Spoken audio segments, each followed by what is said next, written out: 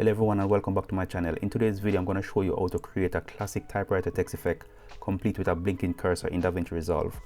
This is a super fun effect to add to your project, so let's dive right into it. To create this text effect I'm going to use a solid background for this tutorial.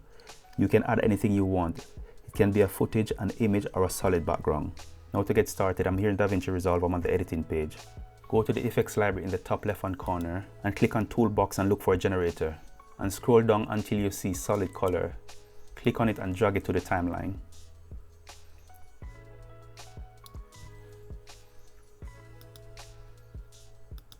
Now I want to change the background color. To do that, make sure that the background clip is selected. Then head to the inspector and click on color.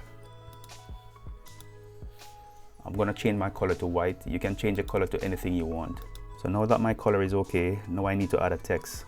In the effects library, look for titles, look for text plus, click on it and drag it to the timeline above the background. Text plus is perfect for this because it gives us more advanced control over the animation. Now once in the timeline with the text clip selected, go to the inspector in the top right hand corner and type your text in the text field. This is where you can enter whatever message you want. I'm just going to type hello DaVinci Resolve. Now I'm just going to change the text color to black.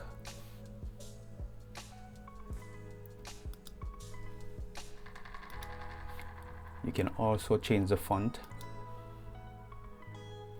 You can also adjust the size. Next, we need to animate the text to look like a typewriter effect. To do that, we're going to use the write on. In the inspector, scroll down until you see write on. We're going to animate the slider to reveal each character one by one. Make sure that the play head is at the start of the timeline. Set the end slider to 0%. This will make the entire text invisible. Now to set the keyframe, you click on the keyframe icon next to the end slider, the diamond shape, then move the play head forward a few frames and then increase the end slider to 100%. Now the text has been animated. Let's see what we have done so far. That's looking great so far. Now let's add the blinking cursor. Go to the effects library and find a solid background on the generator. Click on it and drag it to the timeline on a new video track above the text. This will be your cursor. Now let's make it look like a cursor. In the inspector, we can resize it to look like a thin vertical line. Go to the inspector, go to setting, scroll down until you see cropping. Click on cropping.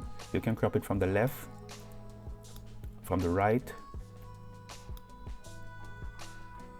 then you can crop it from the top and from the bottom. Now that's our cursor. You can adjust it until you're comfortable with the size. I'm just going to move the play head to reveal the text. Next, position the cursor next to the text. Make sure it's where you want the text to appear. I'm going to place it right after the first letter. So I'm just going to go back to the inspector, look for position. So I'm just going to use the position to place the cursor where I want it to be. Just use it to position it right in front of the first letter.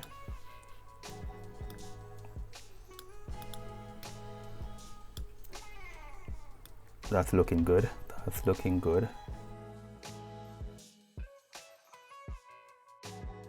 Next, we'll animate the cursor to blink in sync with the text typing. With the cursor clip selected, head to the inspector. Under setting, look for opacity. Click on the keyframe icon to enable it. Make sure that the opacity is set to 100% so that the cursor is visible at start. Now move the play head forward just a few frames.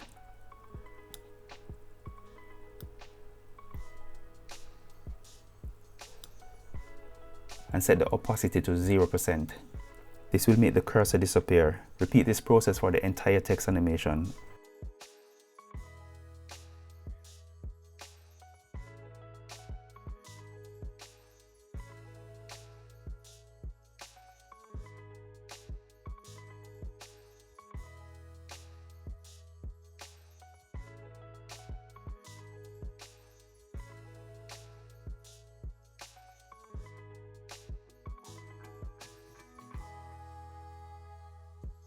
Next, move your play head to the start of the timeline. Now with the cursor clip selected, go back to the inspector, look for position, enable the keyframe, then move the play head forward until all the text is revealed. Then go back to the inspector and move the cursor to the end of the text.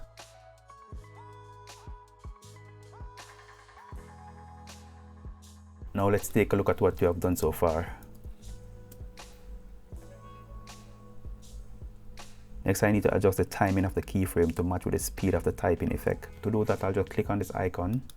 What I'm going to do, I'm just going to move these keyframe points until I'm comfortable.